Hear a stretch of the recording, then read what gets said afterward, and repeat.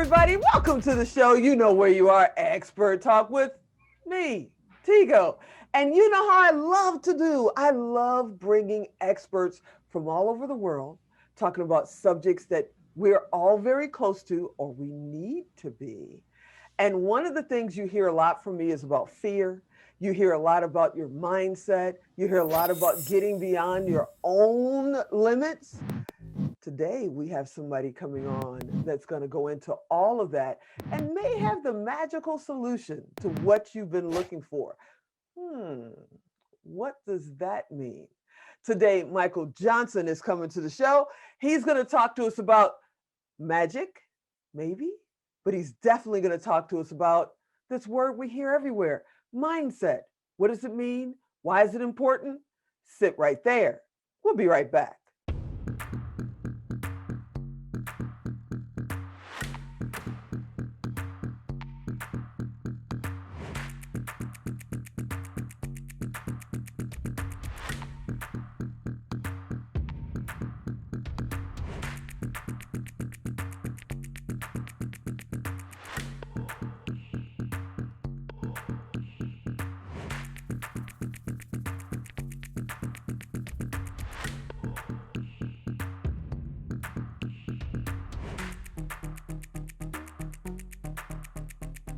Hey, Michael, welcome to the show.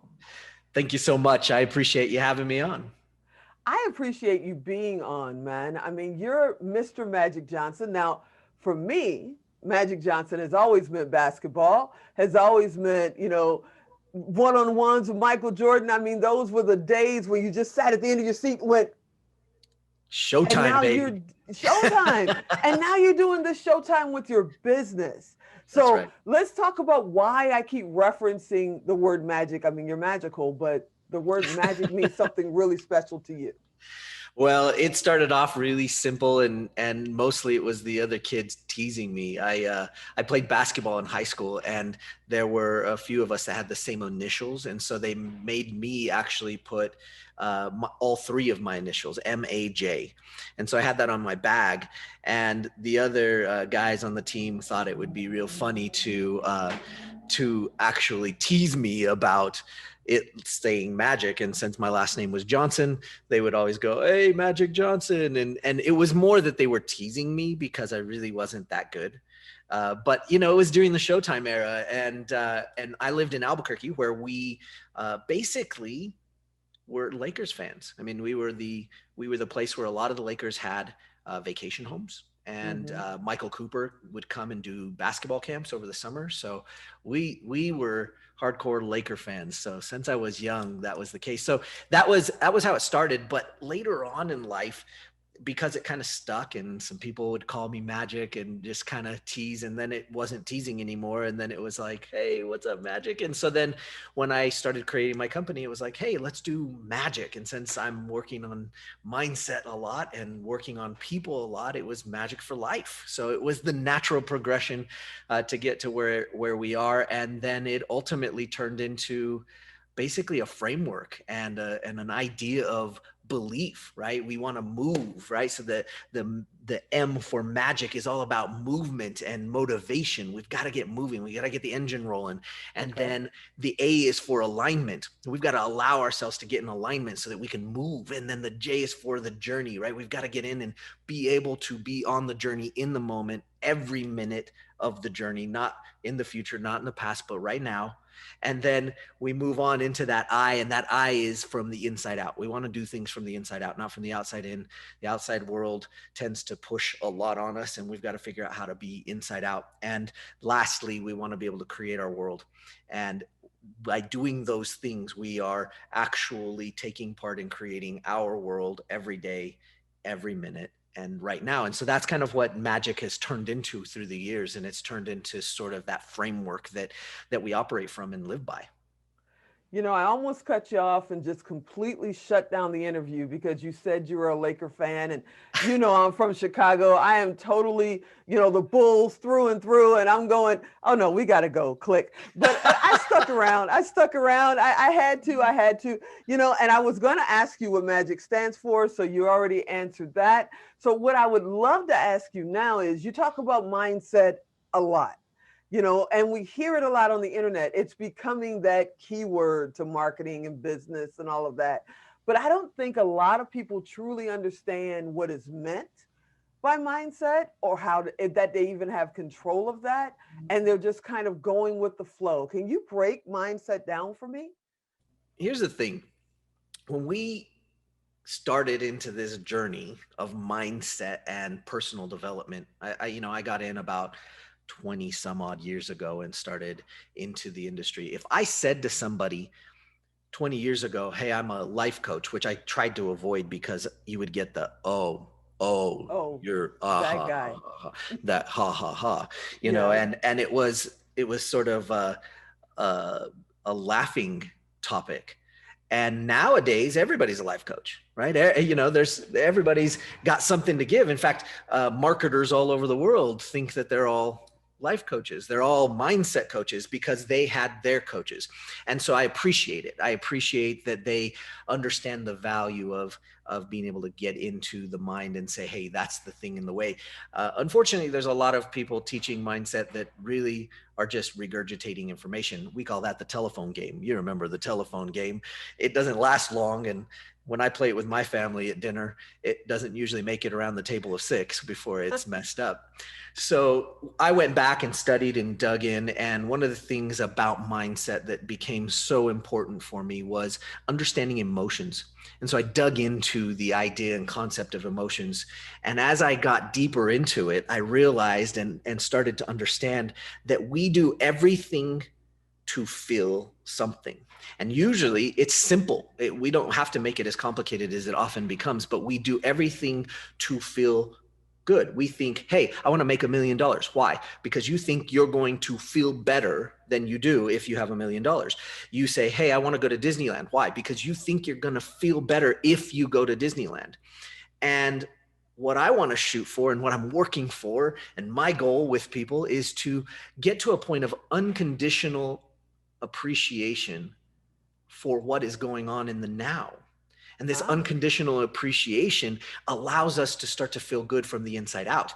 And that is really the mindset shift. Now, there are lots of little things and tools and this and that and habits and stuff that we can do to be able to help our own mindset. And since we're all as unique as our thumbprint, we have to learn all of those different things. But the true core of it is how you feel. The emotion that you're having, you can actually learn to turn it on. And if you can learn to turn it on, ah. I love computers. I love programming. It's just like binary. If you can turn it on, you can turn it off. And that's Zeros and huge. ones. That's it. So if you can learn to turn on your emotions, turn off your emotions, that seems a little crude to some people. They don't want it to be so simple. And it isn't actually that simple, but it actually is that simple. When you practice an emotion and when you work on an emotion, you actually start to gain control of it, which is why people that jump out of airplanes are no longer afraid of being thrown or jumped out of an airplane. They don't, it doesn't phase them anymore Okay. because they just do it all the time. And now what they've done is they've practiced the fear thing, and it's no longer a fear thing because now they know how to turn it on and turn it off. Mm-hmm. So just like with anything that you practice, a free throw, thank you, Magic Johnson, just like with anything, you can practice it and get better at it. You can practice and get better at feeling good. You can practice and get better at mindset. The mindset shifts that people are looking for, especially in marketing and business, the mindset shifts that they're looking for is they're looking to feel better about what they're doing, about where they're going, about how they feel on a regular daily basis. And they think the money will do it, the product will do it, the spouse will do it, the boat will do it. But none of those things will do it because they only last temporarily. The only thing Mm. that's going to do it is them. But I hear all that. And I agree with you. I've learned over the years that you're right. But my question is, we're taught pretty much from birth that the grass is always greener on the other side. Never mind where we're standing can be beautiful, Right. but the neighbor's grass is just a little bit greener on the other side. So we're always trying to get over there. That's where utopia is. That's where happiness is. It's never, right here with you. It brings up an old story that somebody told me years and years ago about an old cat and a kitten, and the kitten's chasing his tail, chasing his tail, chasing his tail. The old cat's just watching him do it from the couch. And the kitten looks up and says, "Yo, dude, if happiness is in your tail, why aren't you chasing your tail?" He's like, "When you get to be my age, you realize if happiness really is in your tail, you take it everywhere you go. So you don't need to chase it." And that's pretty much how I've been. As I got Yeah. older, I realized, what am I chasing? I need to work where I am and harvest this right here. But as a creative and as an entrepreneur, we have a hard time with that. We have a hard time to stick to the course. So how do you get people to realize that? Because it took me getting beaten ahead a few times to realize that and realize they need to work within, which is what I'm hearing from you, and stop worrying about Bob's lawn over there. Bob, Yeah. it's artificial turf anyway. Once you get over there, it's like, man, that's not even real. Don't worry about that. How do you get people to see that? It's rough because we live in this constraint of time, Mm-hmm. and time tells us that history matters and the future matters, and they, at any given point in time, somebody marketing will use that against you. They'll use that to say, hey, you need to plan for the future, buy our insurance.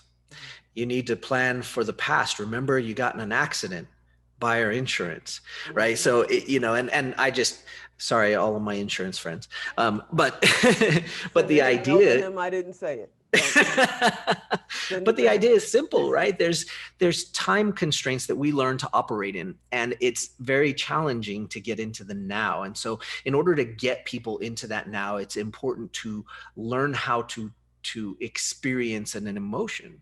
And what we do, and we admire athletes all over the world, artists all over the world of different kinds. And one of the things that we admire so much about them, once you get past the idea that maybe a basketball player is getting $1 million to miss that free throw, Or sit you on that can, bench. or sit on the I love bench. the guys that don't even play and they're making over $1 million. But go They're ahead. loving it. Yeah.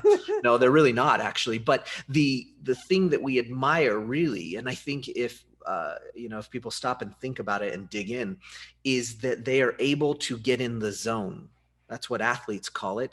Dancers and artists all over the world, whether it's a dancer, whether it's a musician, singer, they get into the Mm-hmm. zone. And the ones that can get into that zone, usually those are the ones that we admire the most. The business people that are in that zone, they get into that space and they can create just outside of themselves.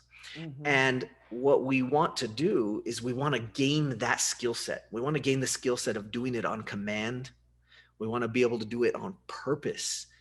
And that skill set starts with how we utilize our emotions. So it's really simple. Let's do it right now.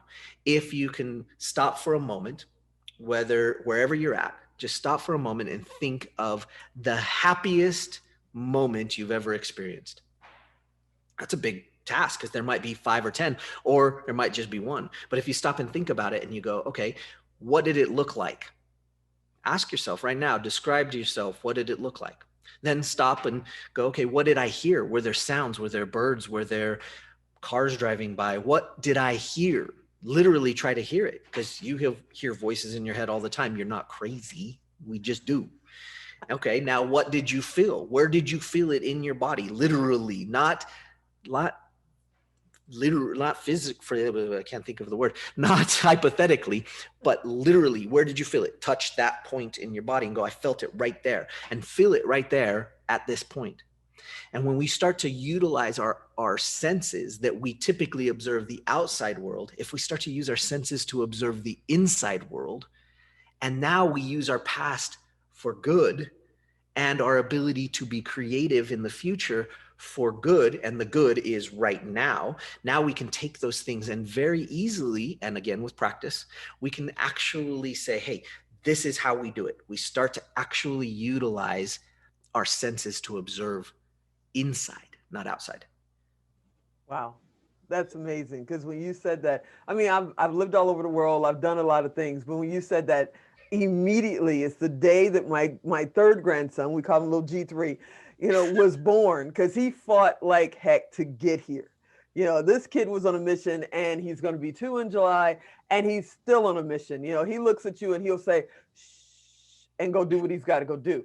Um, and it's just that day, that moment, the first time I saw him, at the hospital, I can see it. I can see the lights. I can smell everything. I'm sitting Oh here yeah. going, this man he's a magician.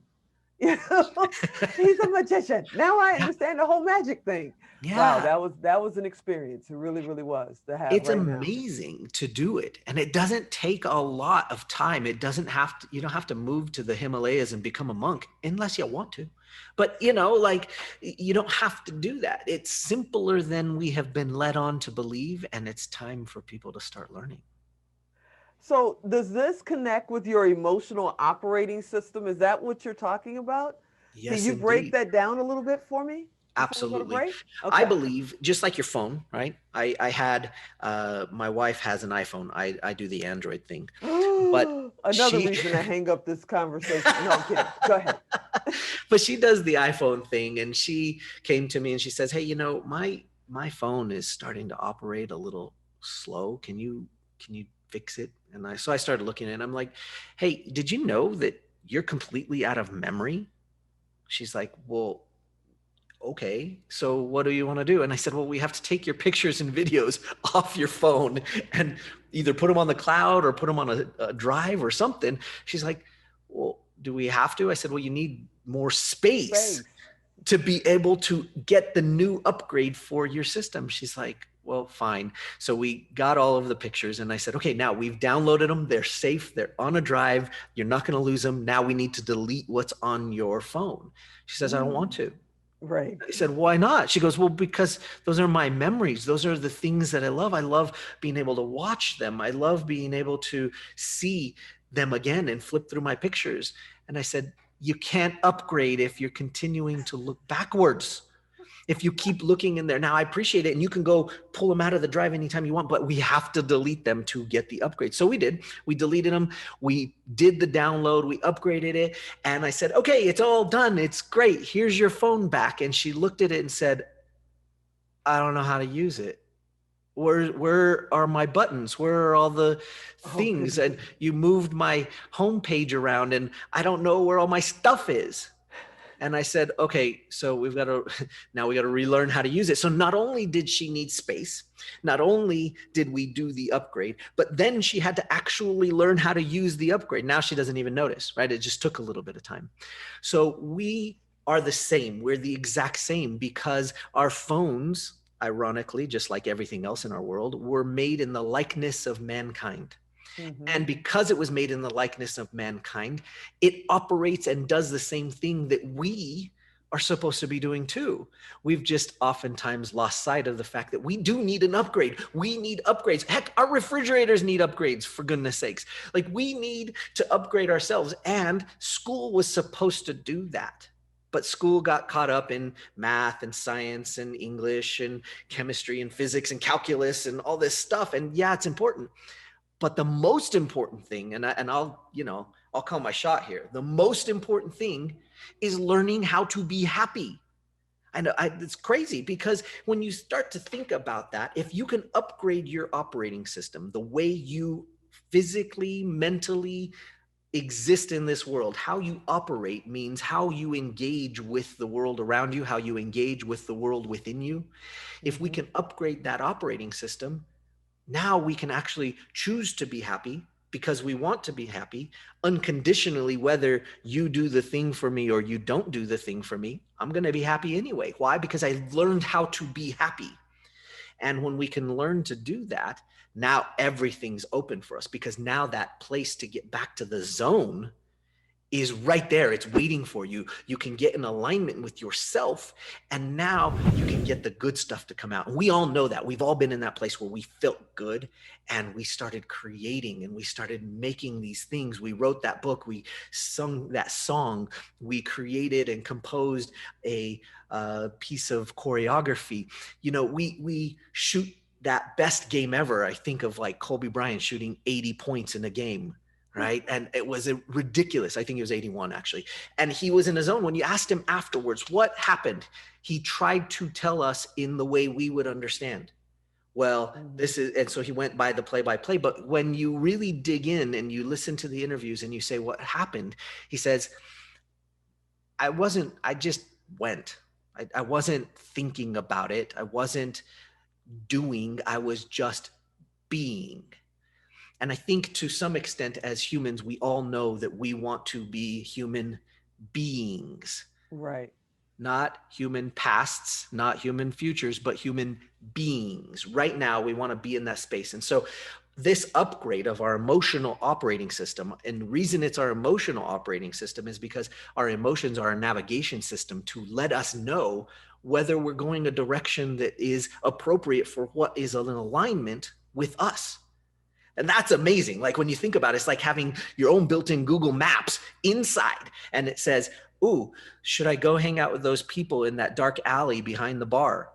And your emotional navigation system goes, No. and the other one is, hey, should I go and network with some of these people, but I'm afraid. I'm an introvert and I'm afraid to get and talk with people. And your emotional navigation system's going, yes, you're afraid, but Go. go Hmm. do that. So we have to learn how to use it. We need continual upgrades. School didn't give it to us. So it's time. It's time for our generation of humans to start focusing on that, because when we do, we'll get to better places. And when we feel good, oh my goodness, the things that people create when they feel good is amazing. I sit here and I know we got to go to break. I'm going to get yelled at if we don't go to break soon when my engineer looks at this later. But I've got to ask because as I sit here, I have this vision of, little Magic Johnson being out in the park somewhere. He's 9, 10 years old and just, holding class, teaching this, it's like, I know you've been in this business, in this career, you've been doing what you do for about 20 years. But tell me about you before that. When you were 10, when you were 15, were you standing on a soapbox going, this is life? Or were you doing something entirely different? Hindsight is amazing because hindsight gives you some interesting clarity. When I look back at my upbringing, I was introduced to ballroom dance when I was 5, and so I Wow. started dancing at about the age of 5, and I was playing basketball at the same time, learning the discipline and the structure of being part of a team sport, but I had fell in love with dancing early on. And one of the reasons I did was because I was the toy. My mom took me because she didn't have a babysitter. And when we were at her classes, I became the toy for those people. They're like, hey, let's teach him how to cha cha. Oh, let's teach him the waltz. It'll be fun. And look, he can do it. Oh, let's teach him some more. By the time I was 10, I knew all the dances. By the time I was 13, I was already teaching beginning classes for my mother at a studio that she Wow. decided to create. So she was an entrepreneur. I got that entrepreneurial spirit. But what I recognize looking back is that I got addicted really early to helping people feel good. When I saw them smile because of me dancing, I was like, oh, I need more of that. And I got addicted and I started doing it more and more. I started saying, oh, well, when I get out and I perform, people clap and they're happy and they leave the room in a different state. And it became the form in which I was able not only to feel good myself, but I was able to help other people feel good through the enjoyment of watching. And as I progressed and as I got further on in my journey and learned the guts and roots of it all, I started to recognize that really it wasn't me that was making them feel good. It was in that moment they had allowed themselves to open up and they helped themselves feel good. They were using me as the catalyst, the dance performance, the singer, the basketball player. They're using that as a catalyst to feel good, to allow themselves to open up and let go so that they can actually bring themselves out. And unfortunately, people do it with alcohol and drugs and other things, and they Yeah. use that as the catalyst, but they don't need it because they still have that capability. The capability still came from inside of them to be able to feel how they wanted to feel. And now I just have put myself on a mission to be able to help people learn that skill set, because everybody can learn to do it. And you don't need a catalyst. It will help, but you don't need it. And so if we can do both, oh man, the balance that we can get there is sweet, because I like an Oreo. Hey, I like to binge watch a Netflix show every now and then. So I'm not going to go and judge anybody about it. But the truth is I don't need that catalyst. I know how to do it without, but it's still fun. Wow. Okay. See, ballroom dancer. Who saw that coming? We started by talking about basketball, and before the break, we get to ballroom dancing. Now, Nice. when we come back, we got to go take a break, and we come back, we got to talk about life R. What is that? We need to talk about getting people unstuck, because sometimes you feel like that little robot and you just walk into the wall and nobody turns you around and you feel like you're just hitting. When do you decide it's time to push yourself in another direction? So I think we should take a break here, and when we come back, we'll tackle that. So sit right there. We'll be right back.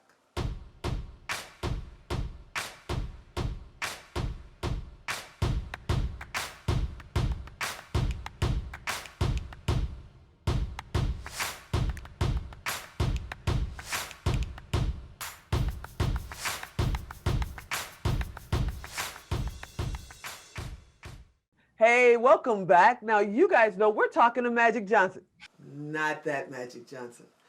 This Magic Johnson, he can shoot a three-pointer. Don't get me wrong. I don't see him blocking your shot, though, right there at the field goal. I'm just saying. We are talking to Magic Johnson. He's talking to us about how to get into our own emotions and how our emotions kind of help us navigate through our lives. So, Michael, let's talk about life R. What is that? Well, along the path in the Magic for Life tribe and clan, our people started calling themselves lifers, and it kind of came about because of some of my dance experience. I had a mentor once in my professional dance career, and she brought me in and she said, "You know that student of yours?" I said, "Yeah." She said, "Tell me about what's going on with them." I said, "Well, they just decided to do this and that." And she goes, "Oh, they became a lifer." I said, "Well, what do you mean?" She goes, "Oh, they'll be your students for life now." And I said, "Well, how do you know?" She says, "Well, this, and this, and now they're in for life." And I was like, "Oh, yeah, that's so true." And they were. And to this day, if I called them up, they're still students. They're still followers and loyal to the cause, right? And it's great. So we kind of brought that feeling and that idea. And as I looked into what a lifer was in Magic for Life, we realized that because I love frameworks. So if you don't like frameworks, if you don't like systematic approaches, then I'm not your guy. But I like systematic approaches. I like things that I can do over and over again and repeat. Because if I can't repeat it, then it was an accident, right? But if I can repeat it now, oh man. And so when you start talking about emotions and you start thinking, gosh, nobody's taught me about emotions, but I know my emotions go up and down and all over the place. How do I deal with my emotions being all over? Well, you need a systematic approach. So when you start to realize that, oh, I do things systematically, you go, oh, okay, well, maybe I believe that you can help me with my emotions that do this, like a roller coaster, right? So what I realized was that what life really represented through the time frame of our tribe starting to go, yeah, we're lifers for the win, right? Is that the L was what Socrates said ages and ages ago: learn thyself. Temet nosce was the Greek or Latin term for it, temet nosce. And it just basically means you've got to get in and do some work. You got to learn who you are. You got to learn what you want. Oh my gosh, the hardest question on the planet. What do you want? It's the most difficult thing that I ask people. They tell me very clearly what they don't want all the time. But when I ask, what do you want? They go, well, but I don't want that. I'm like, I don't care. What do you want? So, learn thyself. I is for imagine the possibilities. In so many instances, I've been privileged to work with young athletes and young dancers working up through to their professional career as well. And their parents would get a little frustrated with me because I'd always create hope. I'd always create this idea that they could win. Why? Because we needed to imagine the possibilities. They needed to be able to create the possibility of them succeeding at what they were going to do even if it meant they were going to get their heart broken, because they needed to have the ability to create the vision. And if they didn't, they were most surely going to fail. Huh? And that's huge, right? You got to be able to see That it. is So we have big. to imagine the possibilities. Then we want to free our mind. That's the F in lifer. We want to free our mind, and this is hard. I loved it from the one of the Avengers movies. I think it was Doctor Strange, and he came in, and when he was on his journey, his mentor said, "Free your mind." Free your mind. You've got to free your mind. You've got to get out of your own way, because the things that you think you know are not accurate. Why? Because there's always three sides to a story: your side, their side, and the truth. And wow, is it hard to find the truth, because you've got to gain more perspectives. And in order to Mm-hmm. do that, you have to free your mind. You have to open up your mind to new possibilities. And that is where most of these successful people on the planet are. They have freed their mind. They've opened up the possibilities. They've learned who they are and how to operate based off of who they are from the inside out. And at that point, we start the E, which is one of my favorite parts, which is engage your soul. Engage your soul. I was a Star Trek fan growing up, and I always loved all of Captain Picard. Always, anytime they went somewhere, engage, Engage. engage, engage, right? There's a Loved it. fun videos on YouTube of him saying engage over and over again. And I love it because it just reminds me that, hey, if we're going to do something, whatever it is, if I'm going to get ice cream, engage your soul. If I'm going on vacation, engage your soul. If I'm going to clean the bathroom, engage your soul. And that sounds crazy, but the other day, I was my with you till sewer bathroom. backed up from the whole entire neighborhood. And I was the first house to Ooh. notice it because I found it and I smelt it in my basement. And I'm down there with my daughter and we're scooping up, getting it Uh-huh. out of the house so that it wouldn't flood our basement. We warned the neighborhood. They came and saved the day. The city came and saved the day. It was great. But during that time, my daughter was crying, sitting there with me, helping me. She was so cute. She was sitting there crying, "Dad, is everything going to be okay? Is our house going to be flooded? Is it all going to be ruined? Is all our stuff going to go away?" And I said, "You know what? There's some really good things. Let's sit here as we scoop the poop. Let's sit here and find the good things." And essentially what we were doing was we were engaging our soul, and we made the best day of it. And she will remember it forever. And I will too. It was great. That's amazing. Scooping the poop, right? Scooping the poop. And that was it. And that leads right to the R, which I capitalize every time I write lifer, because the R stands for two things. We want to represent our experience. That's a huge piece. We've got to learn to represent our experiences so that we can feel the way we want to feel, not the way somebody else tells us we should, but the way we want to feel. So we have to learn to represent our experience, and we have to learn to re-present our experience. We have to learn to live Ah. in the now, which is why I wrote a whole book called Every Minute, right? And it's about being in the now. We have to re-present ourselves. We have to constantly fight the fears from the past and the concerns about the future, and we have to re-present ourselves into the moment, because this is really what it's all about. It's all about right now, my moment, my time with little Magic here, right? And I want to be in this moment to the best of my ability, and the past doesn't matter and the future doesn't exist. So right now is the most important thing. And that's what the R stands for, is super powerful. And what a cool framework. And I think you just answered the other question too. Before we went to break, I was saying people are stuck. They're Yeah, asking, how do we get unstuck? And I think you just answered that. If they just yeah, just play it back, rewind about 4 minutes, play it again, rewind, play it again, because this man just answered that. He just told you how to get unstuck. And basically what I tell people all the time is the hardest door to get through is your own door. And indeed. right now he's talking about your emotional door. And that Yeah, is truly the hardest door to yeah. get through when you initially start. But something tells me about hanging out with Magic Johnson here, that becomes simpler and simpler, and you get to understand how to do this. So let's back up a little bit before we go forward, before we tell them how to get your book and that you got an event coming up and all of Okay. that. Let's go back to NLP. Oh, yeah. Let's go back to neuro linguistic programming, and Sure. some people love it, Some people have a problem with it, but at the core of it, you truly studied it. You didn't just hear about it in a book or see somebody on stage and go, yes, like, most of us, maybe me.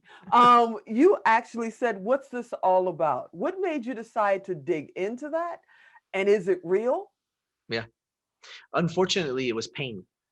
It doesn't have to be that way. We don't have to make changes in our life because we're in major pain. There are other ways. But for many of us, we have learned that when we're in pain, we start to do something. We start to ponder.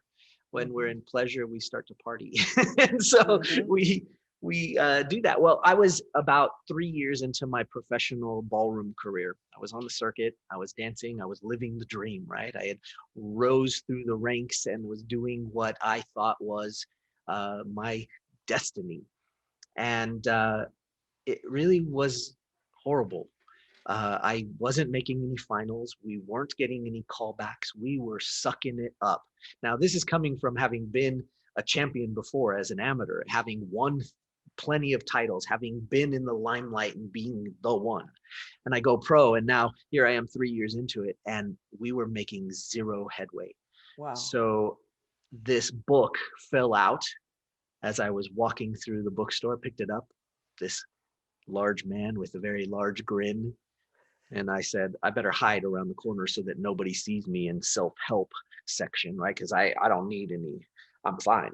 I don't need Yeah. any help. I'm not broken or anything, you know? And there. So I hid around the corner so nobody would see me. And I read the first page, and then I read the first chapter, and then my friends are looking for me, trying to find me. And so I snuck it behind my back and bought it and walked out the store, and my personal development journey began because I wanted to find a way. I knew I was a good dancer. I knew I had talent. I knew there was stuff inside of me that had yet to come out, and I just had to figure out how to get it out. And I didn't know how. And so I dug in, found some really amazing mentors, found their mentors, because I kind of do that. I love to dig back into the core of things and where it came from. And so I learned from my first mentor and said, hey, he had to have learned from somebody else. So I dug back in and went to his mentors and said, okay, I'm going to learn from them. And they happen to be the creators of NLP back in Wow. '76. And I learned from one of their trainers and got certified because they said that was what I should do. I just wanted to get better at dancing. I just wanted to make the final, and then I just wanted to win. I didn't care about the certifications, but they're like, it's probably, you're going to do the work anyway. We might as well give you a certification. Okay, so you should work with people. Work with people? What are you talking about? I just want to dance. But they insisted, so I did. I got my certifications, and I dug into the roots of how we work. NLP is interesting. It's oftentimes misunderstood. It's oftentimes used maybe in not so legitimate ways. And I Mm-hmm. think the reason that some people don't like it is because they actually innately know the power of it. And the power of NLP is not that it is some magical thing. It is that it was created off of modeling the greats. So it is a conglomeration of things that were done by the great therapists, psychologists, family therapists, hypnosis, right? These were all the people that they modeled, and they took the things that were in common, and they figured out the trends and said, hey, here's a process. This was in common across the board of all these people that did these things and had this success. And so we're going to create a systemized framework for you to do this and repeat it over and over again. And that became NLP. So NLP's roots were modeling. It was all about modeling what was successful. Then it dug in a little deeper, and because it had roots from hypnosis and psychology and therapy and all these other things, because it had those roots, they started to realize that there were processes and systems and operating systems that we used over and over again, and that we could actually repeat that systematically on purpose and get a result. Now that's powerful, but it isn't anything that man and human doesn't do already. It was just bringing out those things from the successful people that had already done it. And it was more powerful because it was a group of successful people that were doing it. So it wasn't one person saying, this is the way. It was these two guys, Richard Bandler and John Grinder, and they went and they said, how do you all do that? Okay, great. What's in common? Okay, great. How can we make a system out of all of those things? And that's what NLP was born out of. So really nowadays, there are people in NLP that are amazing at what they do because they've taken their thing and they've actually taken the systems and processes and created their own systems and processes based on the concept of NLP, which is based off of the concept of the greatness of mankind, which is really cool. And so there are healers, and there are people that actually help the mind. There are people that help business. There are people that help athletes, and they've used it in so many different ways that you can see that it has roots in all sorts of stuff. So really, NLP was sort of just a beginning, a bouncing off point for so many people to really bring out their superpowers. And you to bring the magic. And me to bring the magic. That's right. Now, I love your smiley face, but there's another smiley face on the shelf behind you. Tell me about that smiley face. That's a book I just wrote. It's only about a year old, and it's called Every Minute. Really, we wanted to dig in and focus on the emotional mastery secrets. We call it emotional mastery secrets for the dance of life. And that's obviously because of my dance route. As you can see, my little dancer, that's actually one of my students. We turned them into a sculpture. It was really so cool. But we wanted to be able to say, hey, listen, this dance of life has its ups and downs. It has all these emotions. Can we teach you how to do them? And people look at me and they go, do them? And I said, yeah, your emotions, they're not happening to you. You are actually doing them. And it brings upon this ridiculous responsibility that some people aren't ready for. So I'm sorry for those of you that just heard it. You can't turn back now. You do your emotions. You do your emotions. Let me say it one more time. You do your emotions. And because you do them, that means you are response-able. You are able to respond to the things around you. And that means that if you feel like crap, it's your fault. Sorry about that. If you feel sad, it's your fault. Sorry about that. Now, I'm not saying you shouldn't feel sad. All of the emotions are there for us, just like an ice cream shop. All of the flavors are there. You can have any one you want. You can experience any one you want. And there may be completely and utterly appropriate times for you to experience all of them. But that doesn't mean you shouldn't be in control. It means you should be in control, and you should learn how to do them. And hopefully you don't should all over yourself while you're working to actually learn how to do these emotions, right? So it's a skill set. And so that's what that book is about, that learning of the emotional mastery so that you can live in the moment, live every minute. I have to write this down right now. All over yourself. I need to remember that later. That is absolutely amazing. Okay, I'm asking him. Give me a minute. I'm asking him. How do they find you? Who can find you? Who are you looking for? Who should be looking for you? And how do they get your book? Well, easy. You can go to, if it's up right now, I believe it is, everyminutebook.com. And you can get a copy there. It's easy. You can also find it on Amazon. So if you want to go to Amazon, cool. If you want to go to everyminutebook.com, we give away some free bonuses if you get it through us instead of going through Amazon. So that's kind of cool. And if you want to find us, we have a cool event that we do called the Feel Good Challenge. It's simple. It says exactly what it is. You want to feel good? You might feel good in your family life. You might feel good in your spiritual life, but you might feel crappy at work. Let's take care of it, right? And vice versa. If you don't feel good anytime during your week, you can fix it. You don't have to live with it. Feeling okay is not acceptable. It is not the status quo.